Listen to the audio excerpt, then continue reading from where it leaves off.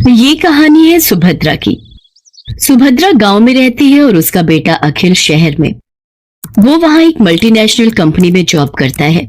सुभद्रा का बेटा अखिल अचानक से शहर से उससे मिलने गांव आया था। बेटे को देखकर वो बहुत खुश हुई और फिर से वही शिकायतें उसकी शुरू हो गई जो हर माँ की होती हैं। कैसी शक्ल बनाकर रखी है तूने, कितना दुबला हो गया रे तू। अरे खाना पीना ठीक से खाता नहीं है क्या? बहुत काम करवाते हैं क्या ऑफिस वाले? अरे माँ कहाँ दुबला हुआ हूँ, वैसा ही तो हूँ। पता नहीं यार माँ की आँख ऐसी क्यों होती है, उसे अपना बच्चा दुबला ही दिखता है। तुझसे तो बोलना ही बेकार है। सुन, तू हाथ मुंह धो ले, मैं तेरे लिए आलू के पराठे बनाकर लाती हूँ। सुभद्रा रसोई में जाने लगी तो अखिल ने अपनी माँ का हाथ पकड़कर उसे सोफे पर बिठा लिया और कहा, अरे माँ ये सब छोड़, मुझे तुमसे कुछ बहुत जरूरी बात करनी है।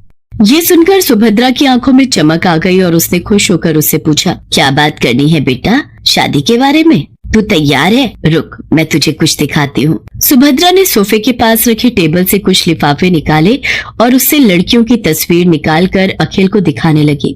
बोल, कौन सी है तुझे पसंद? अखिल ने उन तस्वीरों को बेमन से देखा और माँ से कहा, माँ मुझे इनमें से कोई भी पसंद नहीं है। क्या बोल रहा है तू? सारी इतनी सुंदर हैं, पढ़ी लिखी भी हैं। तब अखिल ने अपनी माँ से जो बात कही उसे सुनकर उनके चेहरे पर चमक आ गई। अरे सच, तूने लड़की पसंद कर ली है? अरे कौन है वो? क्या नाम है उसका? कहाँ की है? अरे माँ एक साथ इतने सारे सवाल। ये कहकर अखिल ने अपना मोबाइल निकाला और उसकी गैलरी से आकांक्षा की तस्वीर निकाल कर दिखाई। उसे देखकर सुभद्रा बहुत खुश हुई। वाह, कितनी सुंदर है मेरी बहू। मैं बहुत खुश हूँ बेटा, बहुत खुश। अखिल और आकांक्षा की शादी हो गई। जब वो पहली बार उसे लेकर घर आया तो सुभद्रा द्वार पर उसकी आरती उतार रही थी, तो आकांक्षा को ये सब पसंद नहीं आ रहा था। आकांक्षा शहर में रहने वाली मॉडर्न ख्यालों की लड़की थी। उसने सुभद्रा से कहा, क्या मम्मी जी, अब ये सब कौन करता है? अरे क्यों नहीं करता, सभी करते हैं। लक्ष्मी हो तुम मेरे घर की, और लक्ष्मी का स्वागत तो ऐसे ही किया जाता है। सुभद्रा की बातों को सुनकर आकांक्षा ने अपना मुंह बना लिया। अखिल चाहता था कि आकांक्षा थोड़े दिन माँ के साथ रहे, क्योंकि उसकी कंपनी वाले उसे देश से बाहर भेजने वाले थे। आकांक्षा ने भी कभी गांव देखा नहीं था, इसलिए उसने अखिल की बात टाली भी नहीं। ठीक है बाबा, लेकिन जल्दी आ जाना, मैं यहाँ अकेले बोर हो जाऊंगी। अखिल शहर चला गया। एक दिन की बात है, सुबह का समय था। आकांक्षा अपने कमरे में सोई हुई थी। सुभद्रा घंटी बजाते हुए पूजा कर रही थी। घंटी की आवाज से आकांक्षा डिस्टर्ब हो रही थी। वो गुस्से में बाहर आई और सुभद्रा से कहा, क्या मम्मी जी, सुबह सुबह इतना शोर क्यों कर रही हैं आप? ऐसा नहीं कहते बहू, मैं पूजा कर रही हूँ और अब तो सुबह के 7 बज गए। 7 बज गए तो मैं क्या करूँ? मुझे आप जैसे गवारों की तरह जल्दी उठने की आदत नहीं है। चलिए अब बंद करिए ये सब और मुझे सोने दीजिए। सुभद्रा को अपनी बहू की बात बहुत बुरी लगी, लेकिन वो चुप रह गई और खुद को ही दोष देने लगी। मेरी ही गलती है। अरे वो शहर की है, वहाँ लोग देर से सोते हैं, देर से जागते हैं। मुझे इस बात का ख्याल रखना चाहिए। आकांक्षा ज्यादातर समय या सोकर बिताती या अपने दोस्तों से बात करके। वो सुभद्रा की कोई मदद नहीं करती। एक दिन वो फोन पर बातें कर रही थी और सुभद्रा अपने बैल को चारा दे रही थी, तो अचानक उसका बैल जोर से रंभाने लगा। अरे क्या हो गया, क्यों गुस्सा कर रहे है तू? मैं आ तो गई खाना देने। हाँ ठीक है, मैंने आज थोड़ी देर कर दी। अरे क्या करती, मेरे घुटनों में जोरों का दर्द जो था। बूढ़ी हो गई हूं ना मैं। उधर फोन पर बातें करती आकांक्षा की दोस्त ने बैल के रंभाने की आवाज सुनी तो उसने कहा, अरे क्या बात है आकांक्षा, तबेले में है क्या तू? ये पीछे से कैसी आवाज आ रही है? अरे गांव है ना ये, यहाँ तो गाय भैंस की आवाज आएगी ना, कोई डीजे तो बजेगा नहीं। अच्छा सुन, मैं तुझसे थोड़ी देर में बात करती हूँ।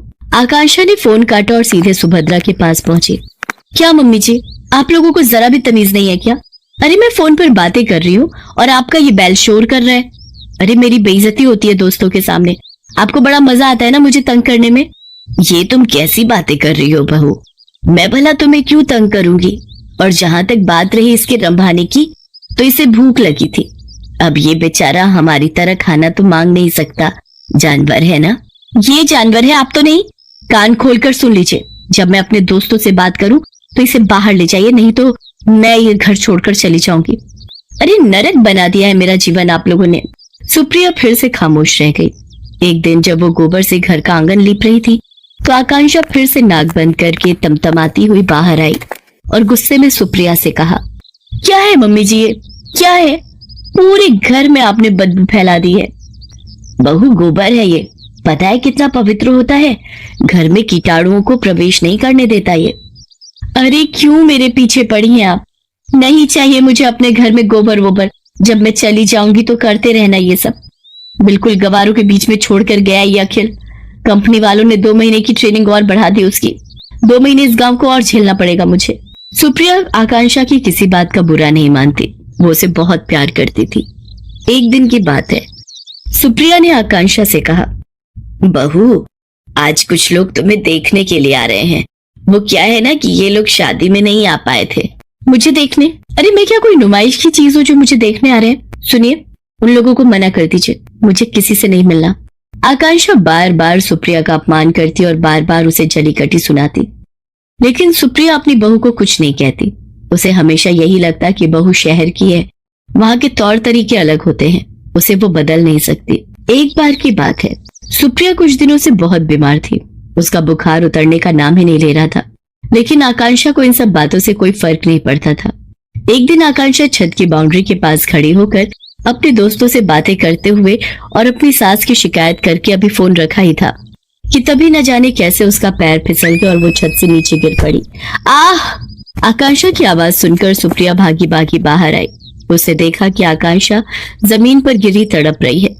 बहू बहू, अरे ये कैसे हो गया? आकांक्षा लहूलुहान हो गई थी।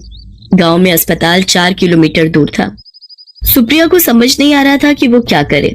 तभी उसे अपने बैल के रंभाने की आवाज आई। सुप्रिया ने अपने बैलों को तुरंत बैलगाड़ी में जोड़ा और अपनी बहू को उसमें डाला और खुद ही बैलगाड़ी चलाकर अस्पताल की ओर जाने लगी। जल्दी चल और जल्दी चल, मेरी बहू को जल्दी से अस्पताल पहुंचाना है। दोनों बैल पूरी तेज गति से भागने लगे। कुछ देर बाद ही वे सभी अस्पताल पहुंच गए। आकांक्षा की गंभीर हालत देखकर डॉक्टर ने उसे तुरंत एडमिट कर दिया और उसका इलाज शुरू कर दिया। कुछ देर बाद डॉक्टर ऑपरेशन थिएटर से बाहर आए। अब आपकी बहू की हालत में सुधार है। अगर आपने उसे लाने में जरा भी देर की होती तो कुछ भी हो सकता था। जब तक आकांक्षा अस्पताल में रही, सुप्रिया न रात को सोती न दिन को। वो सारा समय उसके सिरहाने बैठी रही, उसकी किसी भी जरूरत को तुरंत पूरा करती। आकांक्षा को पता लग गया था कि सुप्रिया किन परिस्थितियों में और कैसे उसे अस्पताल लेकर आई थी। उसे अपनी हर पुरानी बात आज याद आ रही थी और उसे पश्चाताप हो रहा था। माँ जी, मुझे माफ कर दीजिए, मैंने आपके साथ कितना बुरा किया, क्या नहीं कहा आपको, लेकिन आपने मेरी जान बचाने के लिए क्या कुछ नहीं किया। मेरी गलतियों के लिए माफ कर दीजिए। अरे कोई गलती नहीं की तूने, तू ठीक हो गई बहू, बस मेरे लिए यही सबसे बड़ी बात है। तभी आकांक्षा को बैल के रंभाने की आवाज आई। वो उस आवाज को सुनी रही थी। तभी, पता है तू यहाँ बीमार है तो मेरे दोनों बैलों ने भी खाना पीना छोड़ दिया है। वो अस्पताल के बाहर ही खड़े रहते हैं। सच कहूँ तो वो ना होते तो पता नहीं मैं तुम्हें कैसे अस्पताल लेकर आती। सुप्रिया की बातों को सुनकर आकांक्षा की आंखों से झरझर कर आंसू निकलने लगे। वो बाहर निकली और बैलों को गले लगाकर उनसे भी माफी मांगी। आकांक्षा बदल गई थी। उसे गांव अच्छा लगने लगा था और सुप्रिया में तो उसकी जान बसने लगी थी।